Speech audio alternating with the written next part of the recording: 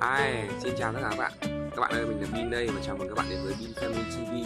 Kênh của mình là kênh chuyên lắp ghép những mô hình đồ chơi từ bộ mô hình kỹ thuật lớp 4 hoặc lớp 5. Đấy. Và trong clip ngày hôm nay thì mình sẽ giới thiệu với các bạn đây là mình đã lắp ráp một chiếc xe khủng long kéo xe bò. Đây. Bình thường thì chúng ta chỉ nhìn thấy là bò kéo xe thôi, nhưng hôm nay mình đã lắp ráp một mô hình nó là khủng long kéo xe. Đây chính là con khủng long đồ chơi của mình. Và đây chính là cái mô hình xe mình mới lắp, sử dụng là hai bánh to. Chúng ta sử dụng hai bánh to cho nó ngầu luôn. Đây. Vật cùng xe đây. Xe bò này mà chúng ta chở rơm, chở đất đá rất là ok. Thế bây giờ mình sẽ hướng dẫn các bạn lắp ráp cái xe này nhé.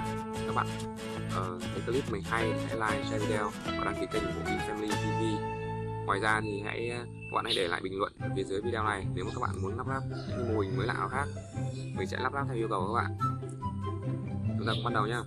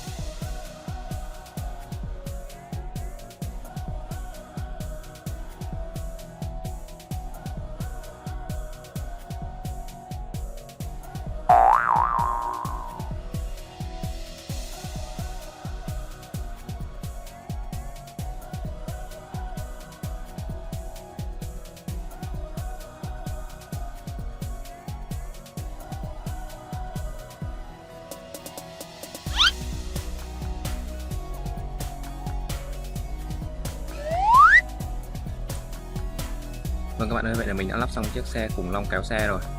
Đây là chiếc xe khủng long kéo xe bò, 2 bánh to, xe khủng long kéo. Cảm ơn các bạn đã xem hết clip của mình. Các bạn xem clip mà thấy hay thì hãy like, share video và đăng ký kênh ủng hộ Mchapelle TV nhé. Ngoài ra các bạn muốn lắp mô hình khác thì có thể để lại bình luận ngay phía dưới video này cho mình. Cảm ơn mọi người rất là nhiều. Xin chào và hẹn gặp lại.